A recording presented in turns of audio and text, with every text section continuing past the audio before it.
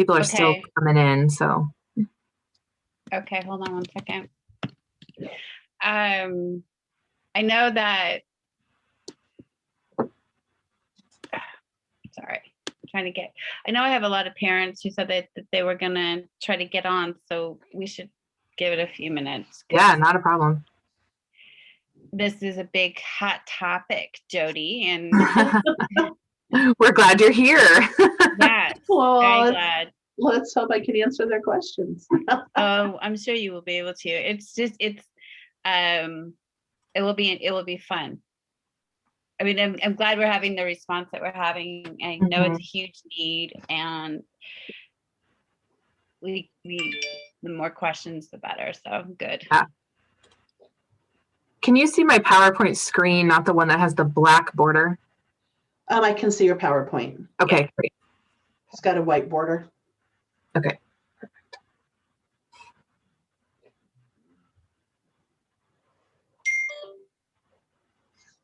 And Maura, I will record this, and then the other one from last time I just sent into marketing to get it on YouTube. So I should have a link for early next week for you.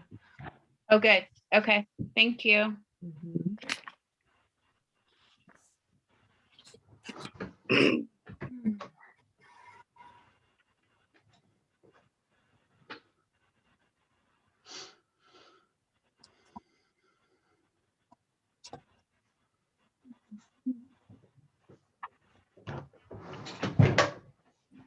can also send you, I don't know if you take down attendance, but I can send you the list of people who are on that. Oh, that'd be great. Yep. And are these just clients that you typically Oh, reach out to? I meant for Maura, for her clients. Okay. Yeah. No, I don't need the list. I would just need to know how many people. Oh yeah, Yes, not a problem. that would be great. Yeah, I'll do that.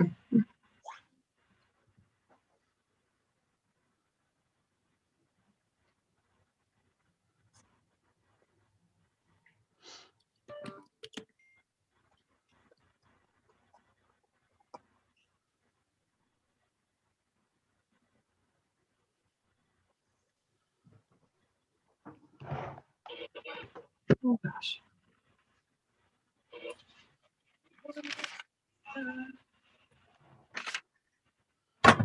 Jeez.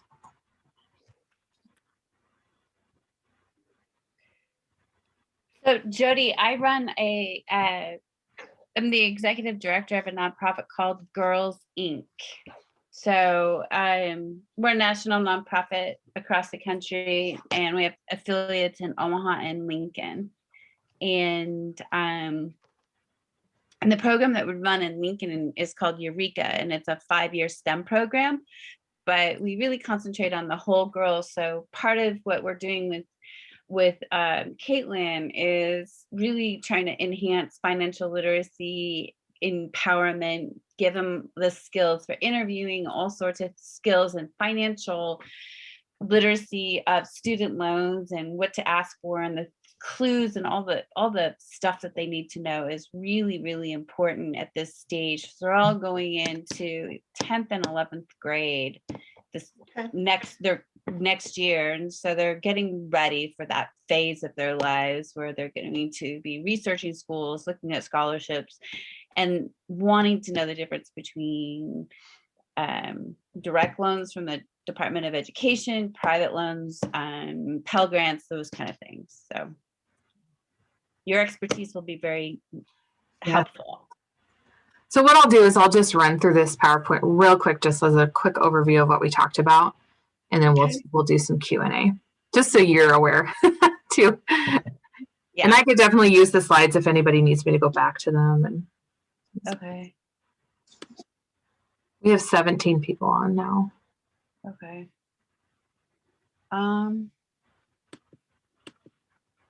Yeah, we can go. I think it's good.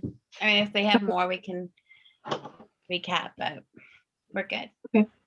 Thank you. Yeah.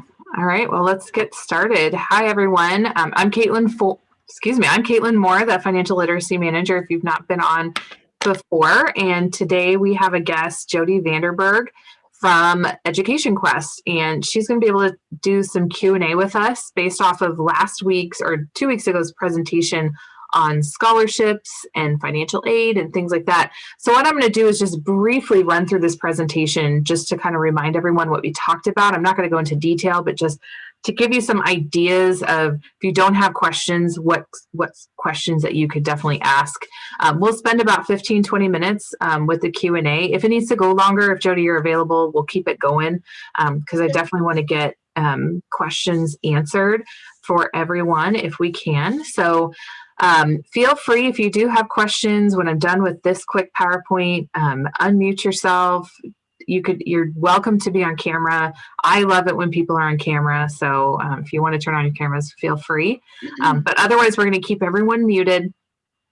So you'll have to unmute yourself to talk. So, all right. Anything else, Maura, before I start?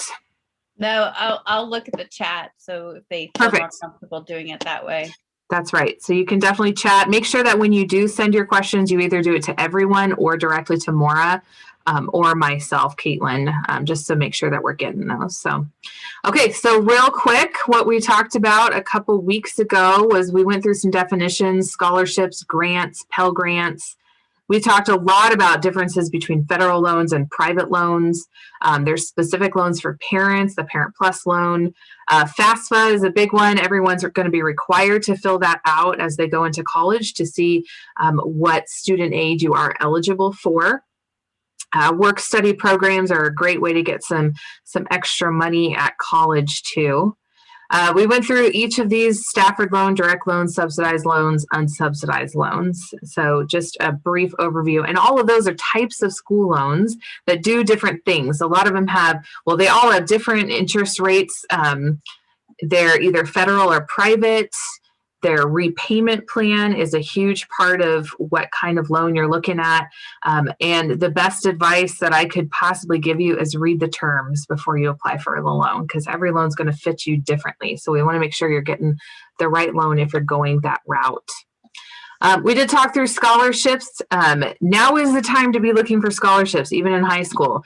And I like to tell people, find a unique thing about you and search that scholarship, because there are scholarships out there for red hair and green eyes and anything in between, left-handers and anything that you can think of. There's probably a scholarship out there. These are the main scholarships that a lot of people just get. With schools offer a lot of these. You'll hear a lot of these. So individual, just based off your career field, career exchange, so you can work for a company and they'll pay for your school as long as you kind of contract some time with them. Athletic scholarships here in Nebraska, I think we're all very aware of athletic scholarships because of UNL and UNO and Creighton and all of our big schools here. There's scholarships dealing with merits. So really it's being the best of the best in a certain area. And then other scholarships, and this is the big one. This is where a lot of money goes untouched, is in the other option is religion, ancestry, heritage, areas of study. If you've been adopted, if you were in foster care, your financial situation, contests, just anything unique about you to search out scholarships. There's never too many you can apply for. So apply, and do it. Start now. There's a lot of websites available, and this will go on YouTube, and Maura will have the link to see the original video that we did 2 weeks ago. So if you want to search out some of these sites for scholarships, these are kind of the top ones. And then work study, we went through all these definitions. So I'm just going to quickly scan through these. Repayment options, those are a part of the loans, and that is a big thing, I think, and I would encourage a lot of folks to look at when they're looking at loans for school, is what your repayment options are. Some of them require you to start paying once school is done. Some of them give you a 6-month buffer. Some of them have a lot more availability for deferment or forgiveness. And so you want to make sure that you're getting the right loan based on your ability to even pay it back when you're done with your job. There are forgiveness programs, public service, teacher loans, student loan forgiveness programs, and not all types of loans are eligible, I believe. Jody, correct me if I'm wrong, but not all types of loans are eligible for the forgiveness programs. It's usually private loans that are not usually eligible. Yeah. So if you're going into public service or you're going to be a teacher or something like that, the type of loan that you're taking out to put yourself through school, you want to find out if you're eligible for that forgiveness program, because that's going to save you a lot of money over time. So it's definitely something to look at on this side of things.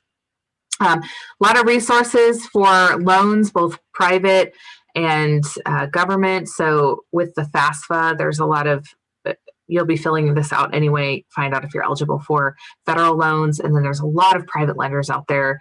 I just listed a couple. It's almost rare anymore to find a bank that does school loans. It used to be a big thing. It's not anymore, but some banks may offer it on a smaller level. So and so that was our main presentation. So based off of that, if anybody has any questions, or if Jody, if you have anything to start with, it's your time to shine for us. So thank you for being here. No problem. Thanks for having me. I guess I just want to let people know that Education Quest is available. We have offices in Kearney, Lincoln, Omaha, and Scottsbluff. Our services are free, so don't ever hesitate to call us and set up an appointment. Right now, we are working virtually from home, so our appointments will be virtual. Looks like we'll be going back to the office August 2nd. But everything that Caitlin has mentioned is really important right now. You do need to start thinking about looking at those scholarships. There are handfuls of scholarships that are out there for students that are sophomores or juniors in high school, but also look at what your senior friends are getting. Typically, you're going to see that a lot of the same scholarships awarded year after year at different high schools. So what are they applying for? How did they get that scholarship? If there's someone in your school or a friend that's getting a lot of scholarships, ask them what their secret was. But you're finally find out that the main reason you're going to get scholarships is the work that you're going to put into it. It's really important that you spend the time looking at scholarships, seeing what you're eligible for. I would encourage you to go ahead and look at those websites that were listed earlier. You can also go to our website and we have links to most of those searches, but that's where you're going to start broad. When you're filling out that profile, go as broad as you can. Once you get that list of scholarships, you can always narrow it down and apply for the ones that you think you're going to be eligible for. When you apply for admissions to colleges next fall, I don't believe we have any seniors on here right now, but when you apply for scholarships next fall, or apply for admissions to that college, that's when you're applying for their general pool of scholarships. That's when they're going to look at your ACT score. They're going to look at your grade point average. They're going to look at your class rank. So those are going to be pretty much automatically given to you by the colleges that you're applying to. Merit-based scholarships, you're going to probably have to contact schools. If I want to get a scholarship because I'm a vocalist, I'm going to have to contact the schools that I want to attend, and I'm going to have to talk to that department and say, hey, I'm interested in coming to your school. Do you offer scholarships? Most of them for that type of scholarship are going to have an audition date. So you're going to want to find out what that audition date is, see if you can qualify to go to that audition to get those scholarship funds. Athletics, maybe a school that I want to attend hasn't contacted me. Get on their website. They will have an application that you can complete that will then go to the athletic director, that will then go to the coach so they know that you're interested. It takes legwork. As you start to apply for these scholarships, you really need to be organized. Start now putting together a list of the ones that you can apply for down the road. Ask what they want you to do. Do they want you to write an essay? If so, what is the topic? Make sure as you're writing those essays, you make them very personal. They want to know when they read that, they really want to feel like you're sitting across the desk from them, telling them your story. Give them examples. If they say they want leadership qualities, don't just say, oh, I've been a really great leader. Explain, what did you do that showed your leadership skills? Did you take over a class project? Were you captain of a basketball team? What did you use to demonstrate that you really were a leader? So think of those things when you're starting to put those essays together for scholarships. But definitely scholarships are free money, and we really want to take advantage of that because that's money you don't have to pay back. It's free, and it's going to help you get that education. So I would really focus on scholarships. The FAFSA will need to be completed after October 1 of your senior year in high school, and that will determine what need-based aid you're eligible for. Are you eligible for grants? Are you eligible for work study? What types of loans are you eligible for? So there's help out there, but we just need to follow those steps and we need to put in the time. I have a question, I guess, because of the girls in the program currently will be not this year, but going into their 10th and 11th grades.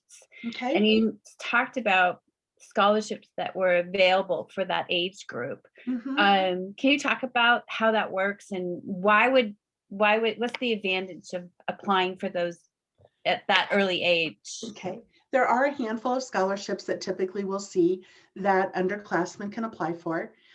For example, we have scholarships that we can offer to underclassmen. If you follow us on social media, whether it's Twitter, it's Facebook, it's Instagram, every time we hit another 250 followers, everyone is put into a random drawing to receive a scholarship. So that's just a really easy one. All you have to do is follow us. You get tips. You're going to learn about planning for college. You're going to have some employers. There's just a lot, not a lot, but you're going to see that there are a handful of different organizations that are awarding scholarships to students that are younger because they want them to get excited about going to college. They want them to start thinking about saving, get them some money put away so that they know that college can be affordable. And then when they get those scholarships are held for them for when they go to school. Right. Every organization is going to be different. Our company, for instance, we put their scholarship money into the Nest 529 college savings plan. Mhm. You're going to have some organizations that will hang on to that money, and then they will send that money to the college that the student ends up attending. Right. But you Great. know that those are going to be funds that you're going to have down the road to help cover your expenses. Right. Which is just a nice way of getting ready for that process. That's good to Right. know. Okay, so anyone else have questions? I know I see some parents on here, so ask away. Let's get as much out of this as we can, ladies and gentlemen, if I have any gentlemen. So this is Alyssa, Tegan's mom. I was kind of curious, and I'm sorry, I'm kind of multitasking here, but are there any pieces of legislation or things on the horizon that might impact this age group in terms of student loans and things like that? I know there's been talks about eliminating student debt and things of that nature. Is there anything like that on the horizon that might be an opportunity for these girls? I know like some universities have no tuition at all for certain career paths. Right now we are starting to see some colleges making those decisions.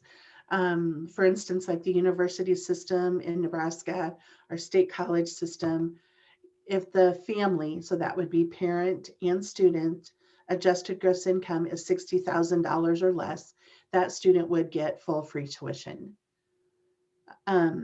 Is that going to change in the next couple of years? I don't know. Yes, there is talk about having college free at a community college. There's talks of forgiving some student loans. Nothing has actually been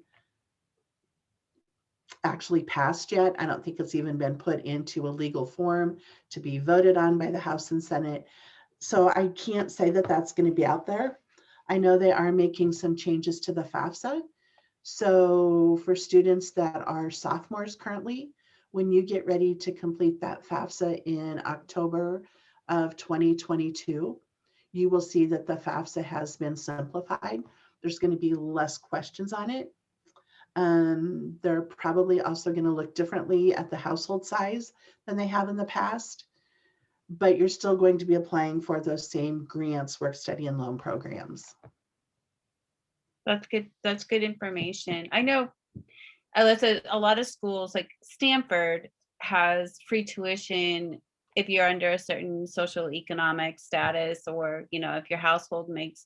A lot of schools do. You just have to do the research to see what school she's interested in going to, and do they have those programs, and are they just for state residents, or are they for non-resident and residents of that state, depending on what state the school is in.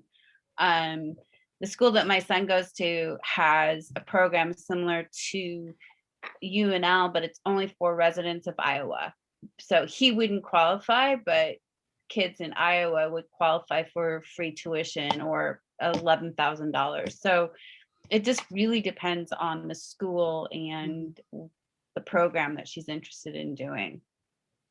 Exactly. And that's what you have to do. If there's schools you're interested in, you need to contact them. You need to really look at their websites and see if they have any of those programs for students, because it is school specific. Thanks. Yeah, I've been hearing rumblings. I haven't been paying close attention. I figured you guys would probably be more in tune with those, the status of those. So thank you. That's helpful. That was a good question. That was a really good question. Mhm. Anyone else?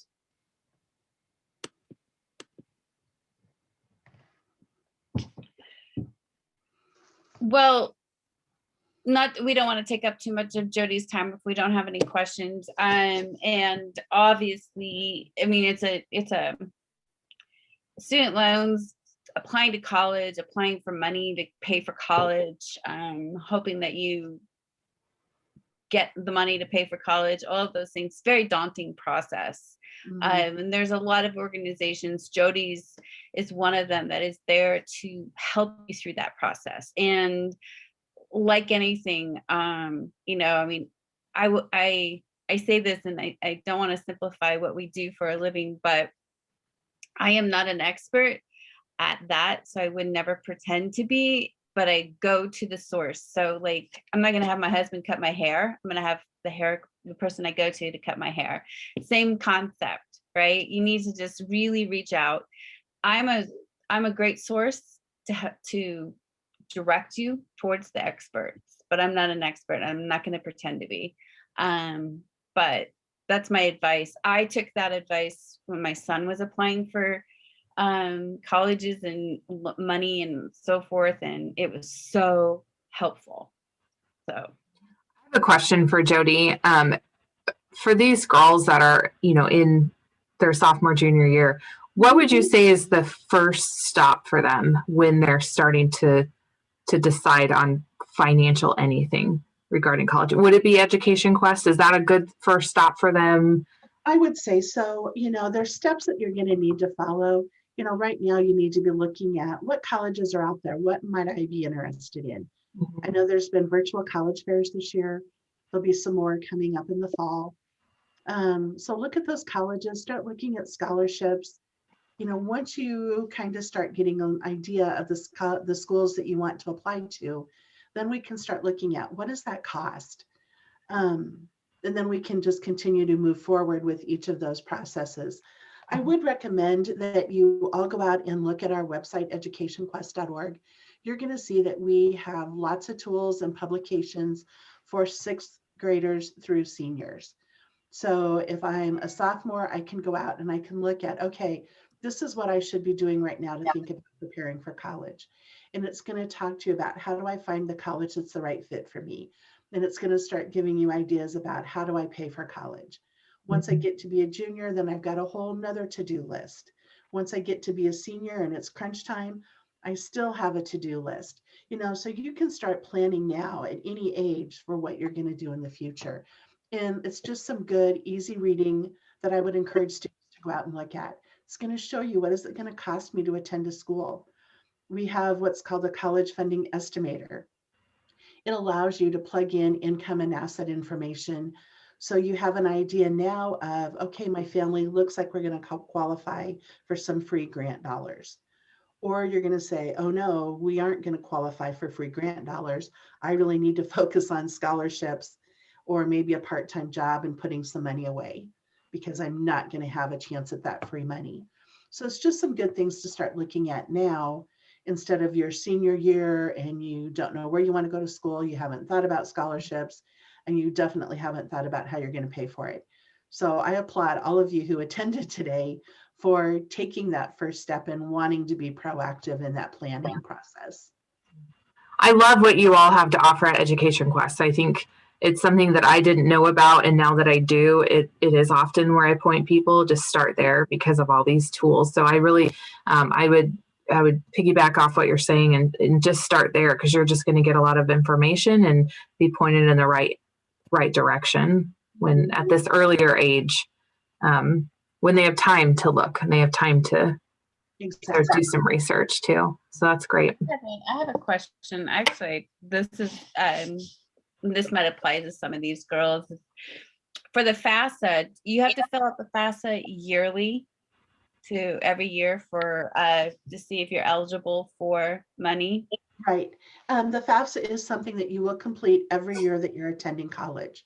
So you'll And see then- it in October of your senior year, and then you will do it every October after that. Okay. Some families have a situation where the money may fluctuate, incomes change, people lose jobs, someone passes away. I hate to say all those bad things, but then that can affect the aid that you're going to get the next year. The other thing to think about is family situations are handled differently. So if we've got parents that are divorced or separated, we're going to look differently at how we complete their FAFSA. So yes, definitely it's a form that you complete every year. If you have situations that come up, all of a sudden we have someone with a large amount of medical bills, maybe we have families that were affected by COVID, you can always contact a financial aid office and they will work with you. So don't ever think, oh my gosh, I can't go to college, there's no one to help me.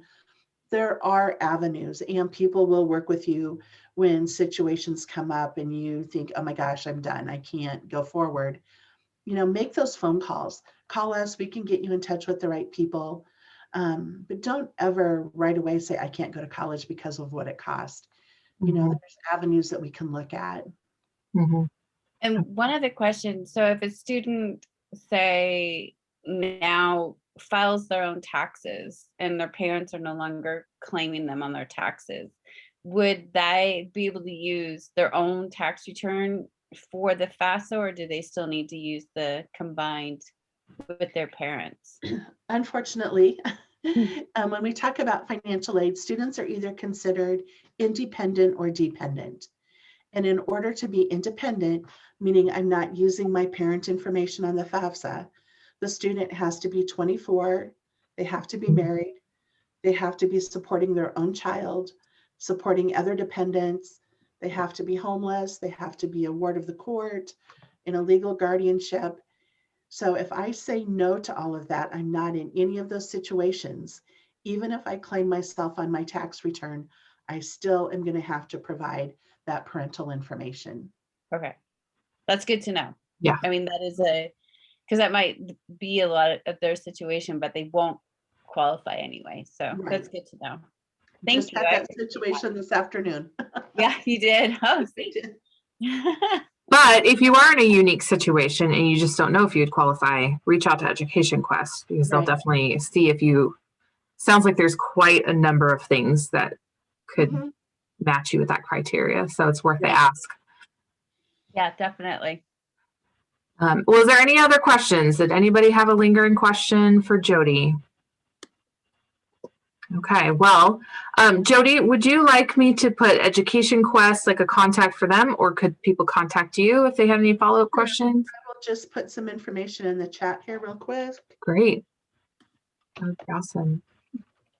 So if anybody does have a question that they didn't want to ask, feel free or reach out to Maura or myself, and I'll make contact at the end and we'll get the questions over to her too. So, perfect. All right. Well, thank you so much for your time, Jody. I really, really appreciate it. No problem. Yeah, and hopefully I can utilize you in the future for some other things. So thank you for your head full of knowledge here in this department. No problem. Yes, thank you so much, Jody. I really appreciate you. No problem. Thanks, guys. All right, bye-bye. Bye. And for everyone else staying on, we are going to talk about interviewing skills today. So for those parents who are on that don't want to sit through it, you have a moment to hop off. But thank you so much for joining us today. I really do appreciate it. And Jody's information is in there, and I'm going to put my email address real quick for any parents. Whoops, only sent that to one person. To anyone who wants to email me some follow-up questions, feel free to also, or email Maura. So I'm going to switch slides here.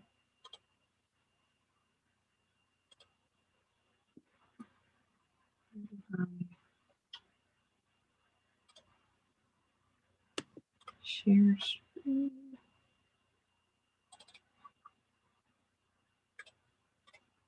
Perfect. Thank you. Mhm. All right. Okay, is this the actual one that I'm showing now? Okay. All right. So we are talking interview skills today, and next week we'll talk about more job-related things, but they kind of piggyback off of one another. So we're just going to talk through the process of interviewing. I'm gonna actually have to skip over a couple things in here just for the sake of time, but nothing that's super pertinent. But the reason why we're going to talk about interview skills is it is money related. We have to have jobs in order to earn money. So though it may not seem like it fits into financial literacy, it absolutely is, because making the right impression at a job is really, really important. And you all are getting to that age where you're eligible to find a job. You know, even if it's scooters down the street, a job is a job. And if we set our standards high for our interview skills and we learn how to do it at a young age, you're only going to get better at it as you go along and as you enhance your career and move up in what you're doing. So I want to start just with the basics. And if you have questions, feel free to ask, because this is definitely more of the engagement piece. So ask questions. So when you are applying for a job or looking at a job, even at your age, even in high school, you want to do some research. Okay. What does a company do? So I always use scooters as my example because they're everywhere in Lincoln. So I'm just going to say this. So if I have an interest in being a barista at Scooters, my first task to do is actually look at the company. What do they do there? Are they just brewing coffee, or is there other things involved? How long has it been in existence? What specific job are you looking for? Who is the CEO or president?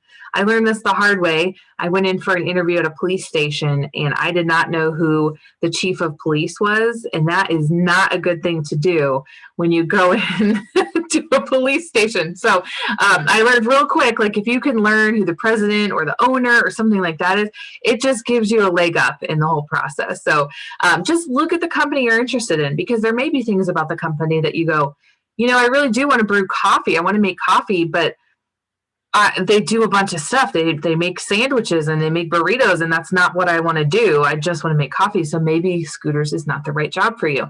So do a little research and just see if you like the company. A lot of people have some moral, ethical standards that they look at if they're going to work for someone. Does it align with what I believe in? Are they doing things that I believe in that I can get behind? So do your research. And then once you apply, there's a couple things. Now, applications are typically done online anymore. Most places you can apply online. Not all. If you want to go old school and walk in somewhere, which I would suggest, get your face in there and ask, are you hiring? It is okay to do that. You can still go into any Scooters and say, hey, are you hiring? They'll probably tell you need to go online, but it's okay. It's if you're going to apply to that Scooters, they already have your face in mind, which is great. But application processes online usually give you the option of filling out a resume. You're going to do their application, and references are usually involved in this. Not all places require it. It is optional. So if you haven't put together a resume, that's okay. Most of the time, the jobs that you're eligible for in high school don't require it, but it's worth doing. I am a big fan of just Googling resume writing or a fake resume and just use it as your template.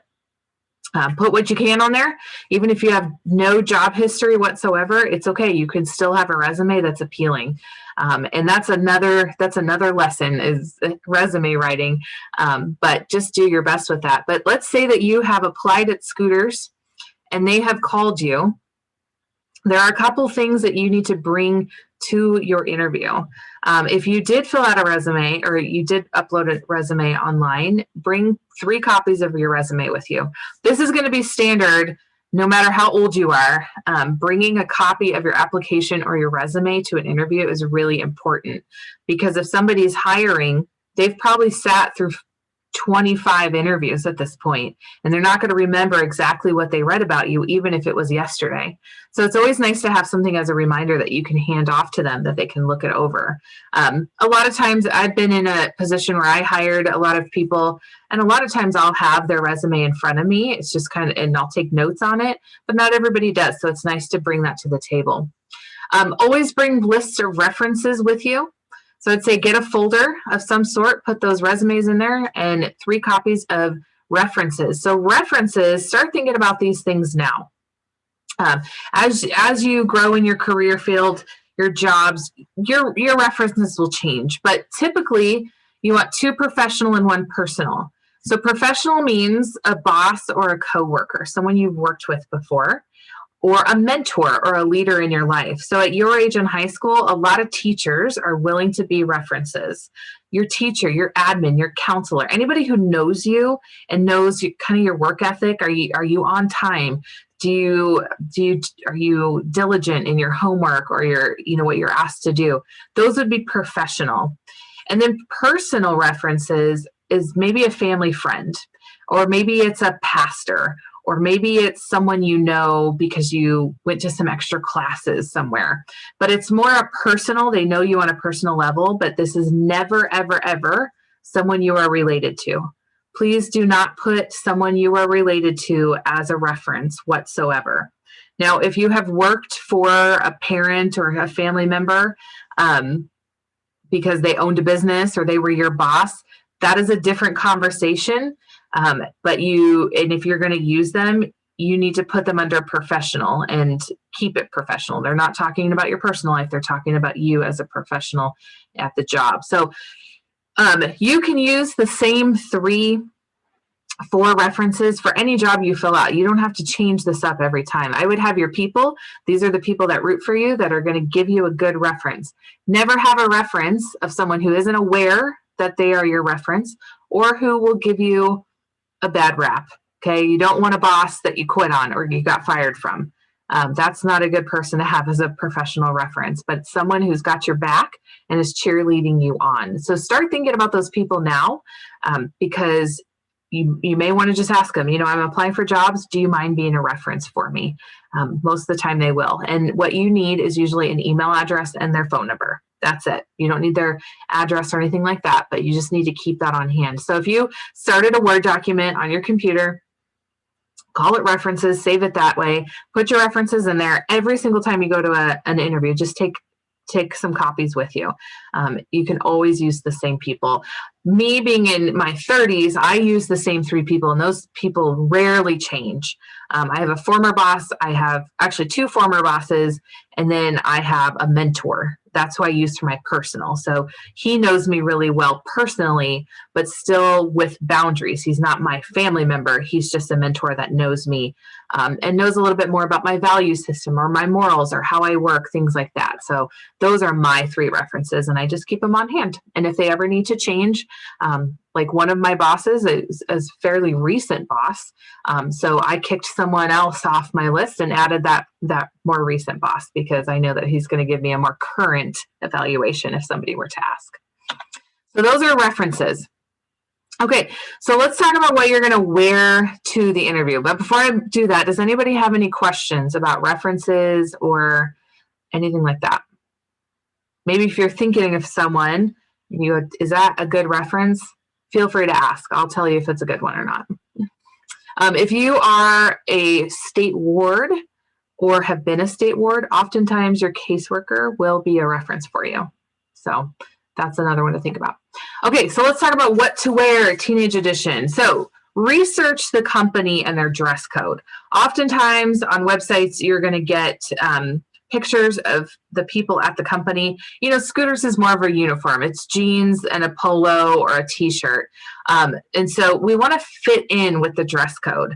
So if you're going to an interview at Scooters, you're not going to put on a fancy dress with a ton of makeup and do your hair all up. That's kind of stepping you into a more dressed up situation. Should you be wearing jeans and a t-shirt? Probably not. Is there a middle ground though? Can we wear nicer jeans, closed-toed shoes, and a nicer shirt? absolutely, that would fit in. If you're going if you're going to an interview at a business, like a bigger business, let's say Huddle, they're pretty relaxed there, but we want to still look professional. So there's a way of doing professional that doesn't have to be super uncomfortable or maybe even outside of what you already own. So here are some suggestions. Don't wear revealing clothing, okay? No ripped jeans, no low-cut shirts, no crop tops, no spaghetti straps. Anything that is more revealing should not be worn. No mini skirts, no shorts, things like that. Let's keep it pretty professional. You can even Pinterest these ideas, Google these ideas. I think this presentation has some ideas that I can show you. I may not have it on here, but it could just mean like what I'm wearing right now is like a light sweater, and I'm wearing my boots because it's cold outside. So just something that's not revealing would be my first encouragement.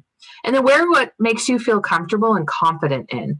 The worst thing you could do is go into an interview and just keep pulling at your shirt, keep moving it up because it's hanging too low, anything like that. If you're not comfortable, you're going to give off this persona of you're not confident.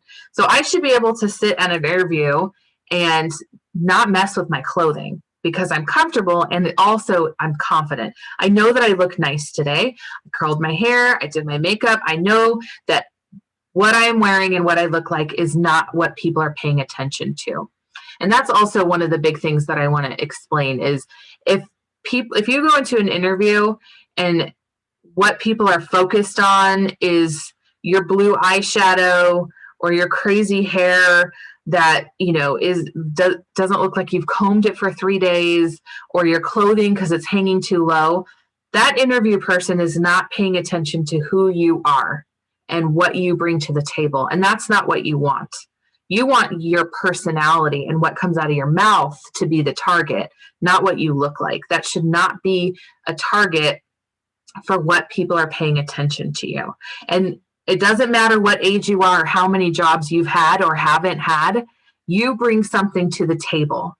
You have a personality, you have a skill, you have a strength, you have something to say. And that's what I want you to bring to your interview, not what you look like. It needs to be professional, cleaned up, run a comb through your hair, neutral makeup. That's great. But I want your interviewer to hear you and to see you and what you bring to the table.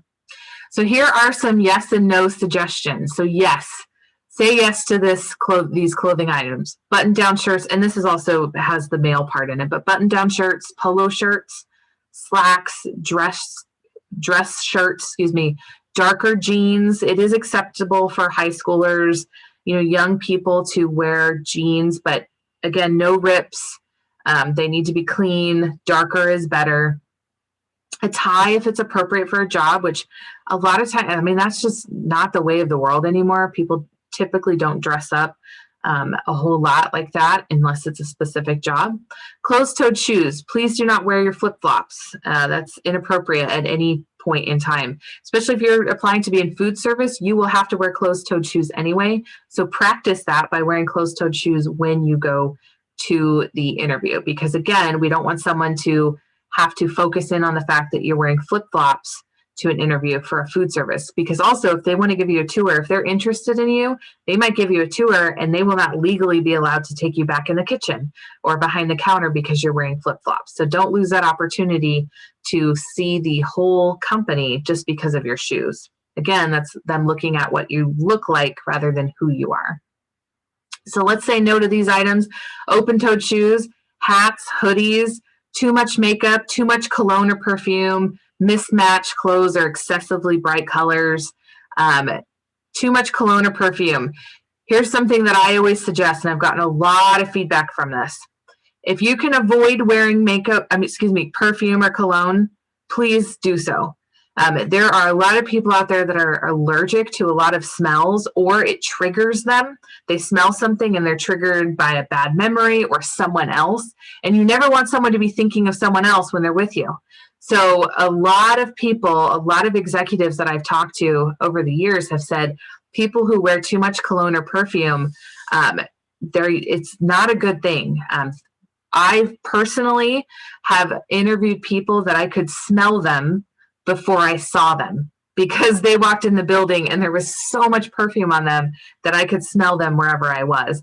That's not a good first impression. So just want to encourage you that direction. A lot of products, like your hair products or even your deodorant has a scent to it, your laundry detergent, those are fine. That's fine to smell like that. We don't have to overdo it. Somebody asked if it would be okay to wear all black. Sure. I mean, I wouldn't do it so you look like it doesn't flow right, but yeah, there's nothing wrong with wearing all black. I wear all black all the time. So that's usually not a problem. Just keep it appropriate.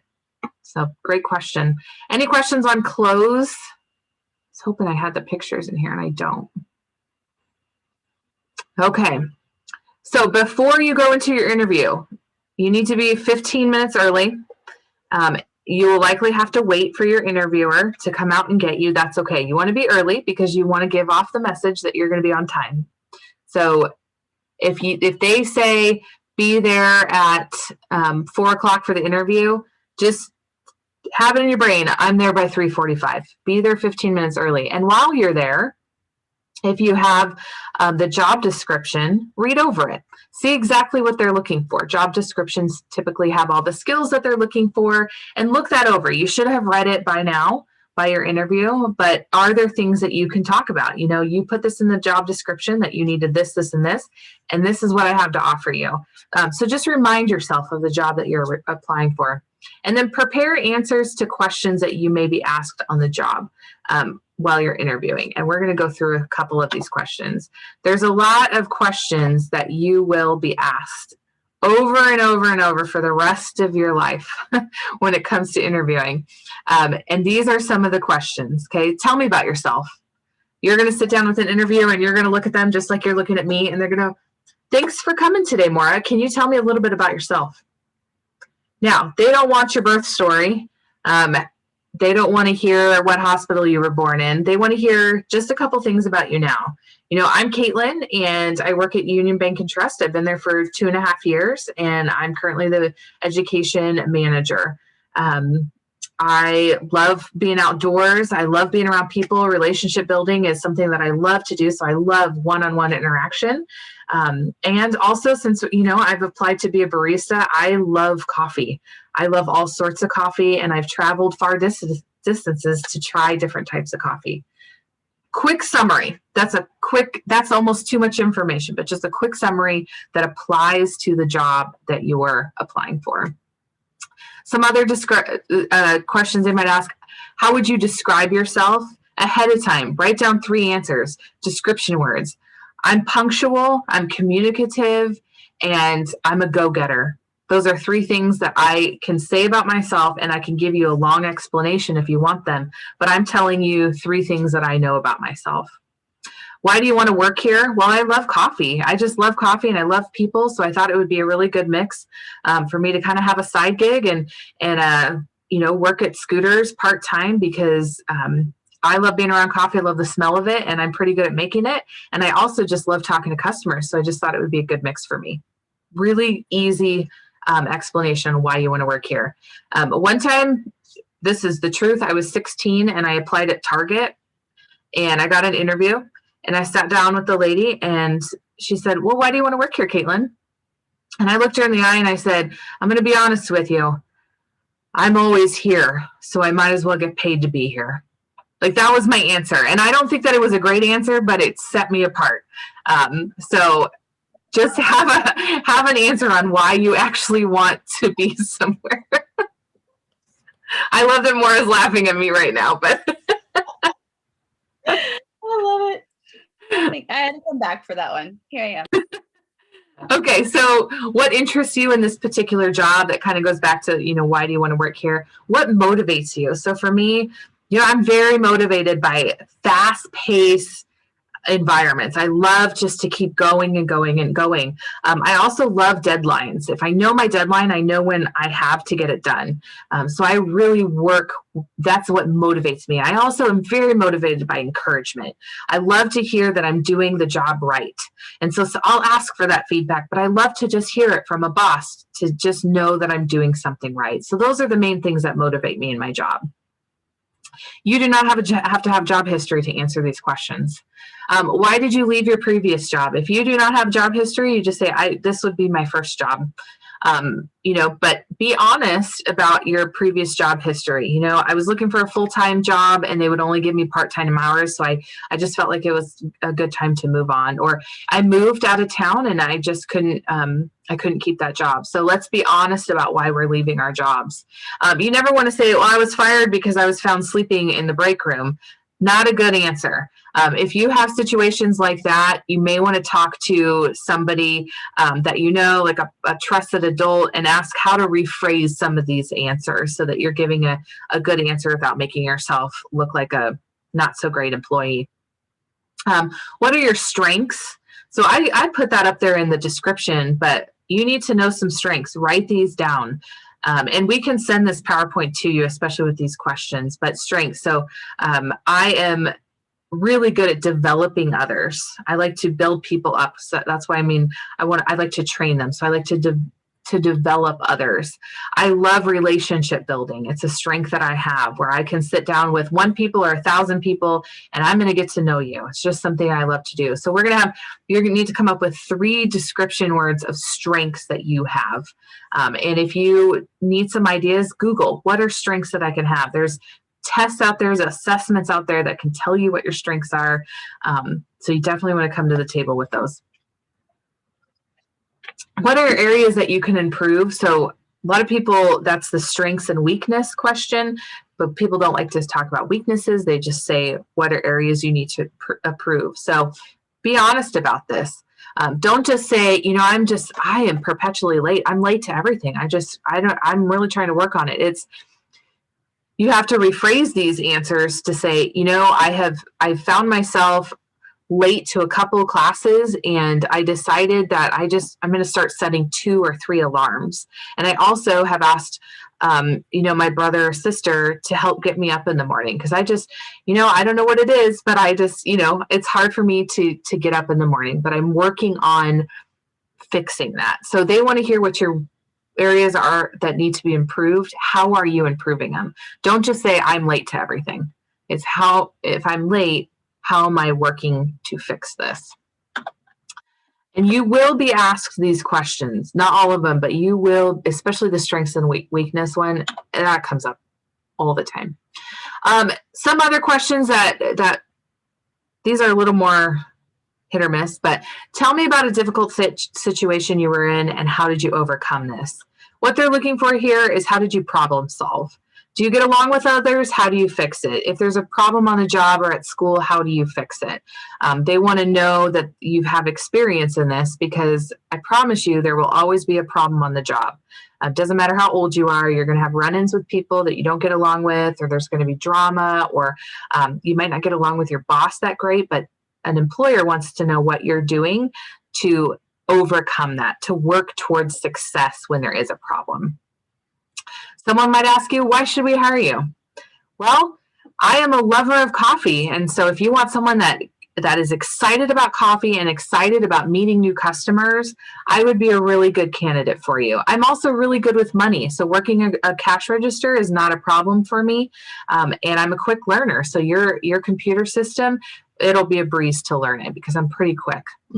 That's a really good reason to hire me. That's all I've got for you. So that, again, you have to come up with an idea of why should somebody hire you to work here? Are you passionate about it, or do you have an interest in it? Bring those things to the table.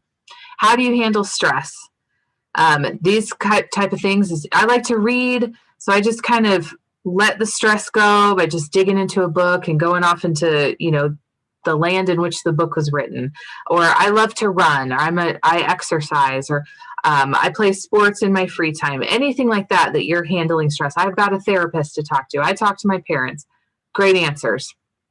Tell me about your work experience. If you have any, you're going to tell them what kind of jobs you've had. Do you work well under pressure?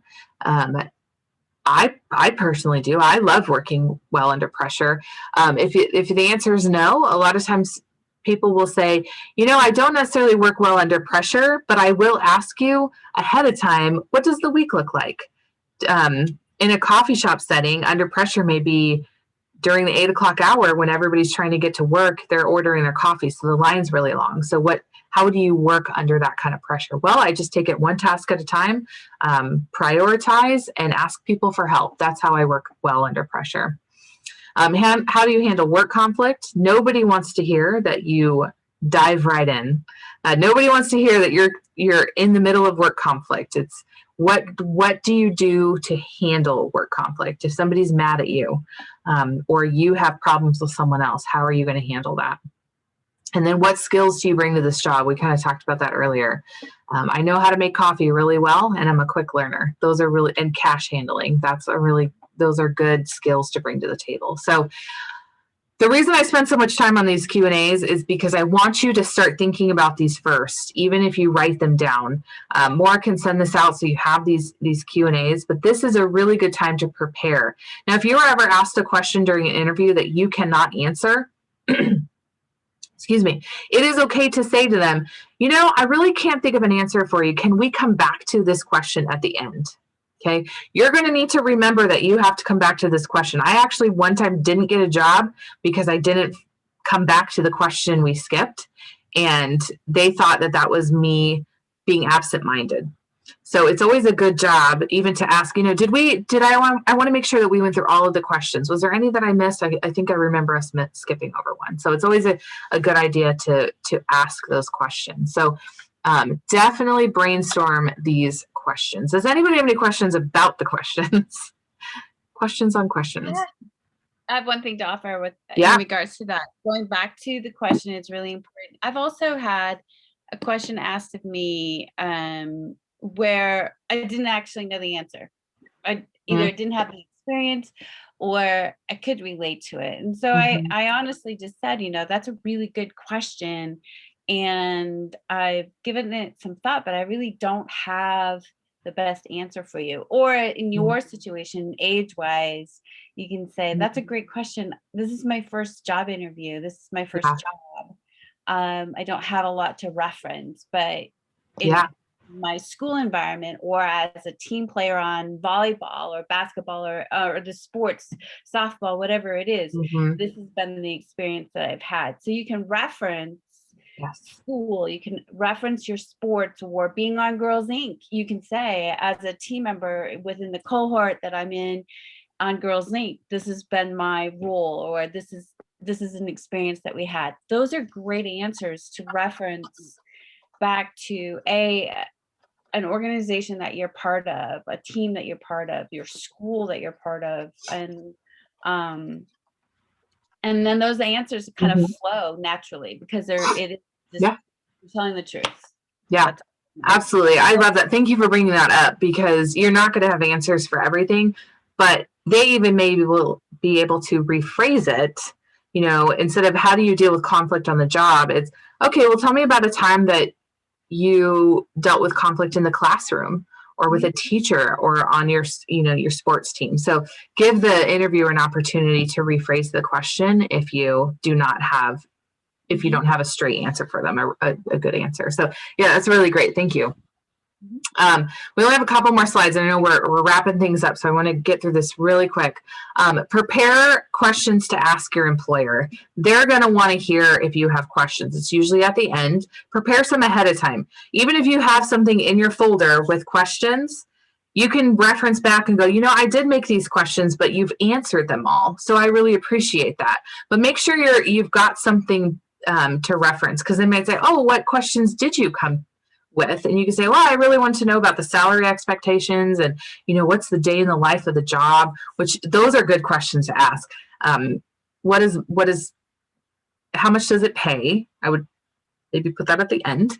But what's a typical workday here at Scooters? What does it look like to be a barista? That's a great question to ask, because then you get the insider scoop on, am I just standing at the coffee maker making coffee, or are there other things involved? So that gives you a clue if you even want to take the job. So ask those questions. What are some barriers this role is facing at the moment? Why aren't people, that's kind of asking, why are you hiring so many people all the time? That's a nice way of saying it. Do people hate working here? You don't want to ask that, but there's other ways to ask that. So prepare some questions ahead of time. That's the message here. So some quick tips to your interview. Use appropriate language. Please do not curse.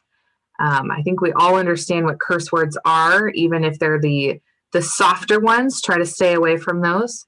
Don't talk too much. This is why we want to prepare our answers ahead of time so that we know the answer. Don't be a Caitlin and talk too much, because I'm notorious for that. I think we all have the propensity, the desire for someone to get to know us. And so we want to share a lot about us, but keep it short and sweet. Just answer the questions, because they'll get to know you in the job, but bring the important things out first. Don't appear desperate when they ask, why do you want to work here? Because I'm broke, I need a job. That's not a good answer. Don't appear desperate. You want to make it more, why do I want to work here? I love the coffee. I love the coffee here. I just want to work here. Or I'm shopping here all the time anyway at Target, so why not be here? I want your discount. Not a good answer. It may be a real answer, but maybe come up with something else. Nonverbal communication is super, super important. This is a skill that at a young age, you will have to learn how to develop. Nonverbals are how you're sitting, how you're acting, how your eyes are if you're constantly looking elsewhere except the person that you're talking to. Don't sit there with your arms folded and your legs crossed. That gives off the impression that you don't want to be here.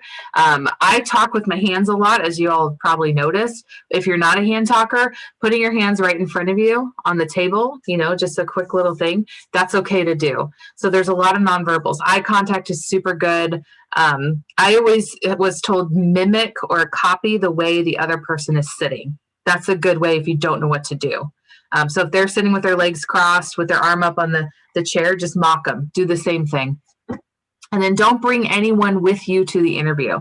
Now, I understand now not everybody's driving, but if a parent or a friend or an adult is dropping you off, they should not come into the interview with you, unless there's a special need involved, which is totally fine. But if they're just picking you up or dropping you off, you need to meet them outside. That's a really important.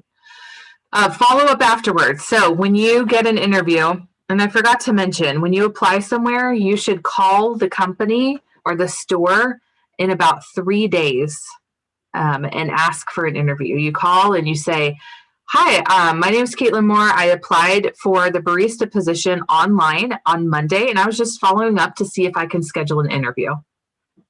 You're not asking if they're going to give you an interview. You said, I'm calling to schedule the interview.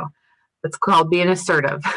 They might have had 50 people that applied for that position, and now they're going to pull your application out and they're going to go, oh yeah, let's schedule something. So you should call them.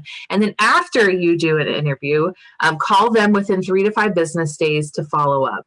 I'm Caitlin Moore. I was in for an interview on Monday, and I just wanted to check in and see if there's any questions I can answer, if there's anything extra that you needed from me. So I just wanted to check in.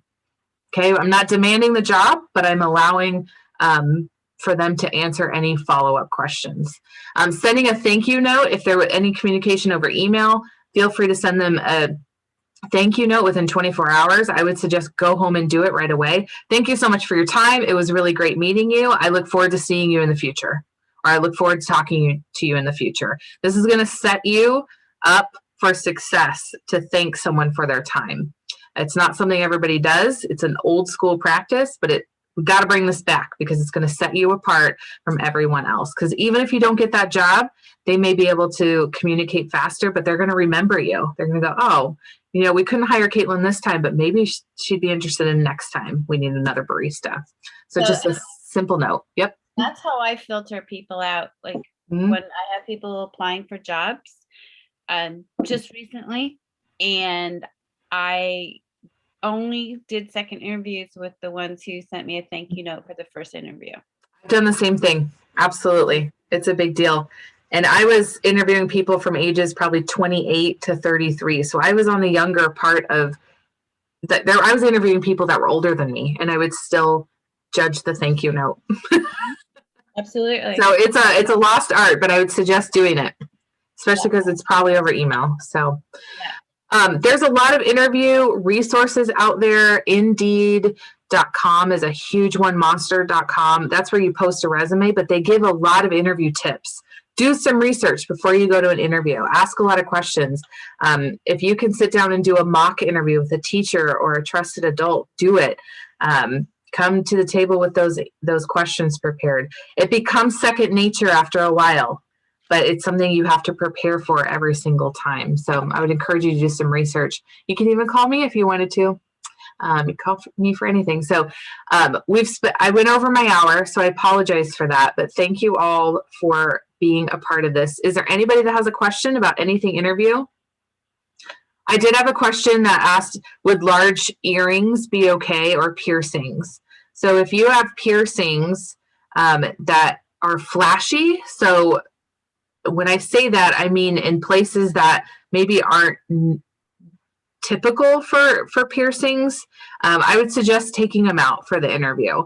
Large earrings, I'm thinking like large hoop earrings or, dangling things. I would say anything that's flashy takes away from them getting to know you. So if you're looking at this, or ask someone like, do you notice my earrings when I walk into a room? That's not what you want people to notice. You want them to notice you as a whole person. So anything flashy that kind of catches the eye, and maybe even if somebody is like, I don't know, that's probably a good sign to just take out the piercing for now. But there's nothing wrong with wearing earrings, and there's nothing wrong with having piercings, but we want to measure it against where we're going. Who are we interviewing with? Right. So. Also, if you're doing food service like Scooters or any place like that, they will require you not to wear those large hoops just because of safety. Yeah. So yeah, some places don't even allow you to show your tattoos. So if you have a tattoo in the future, I've heard a lot of people say, I wish I hadn't have gotten this tattoo where I got it, because I've lost jobs because of it. So think about that if you ever consider a tattoo. So doesn't mean you can't have it. You're just gonna have to cover it up. So, all right. Well, if there's any lingering questions, feel free to reach out to Maura or myself. But thank you everyone for being here today. Appreciate it. Yeah, absolutely. Thanks, ladies. Talk to you. Oh, and I'll see a lot of you on Saturday for the older girls. Oh, fun. All right. All righty. Everybody have a good evening. Talk to you soon.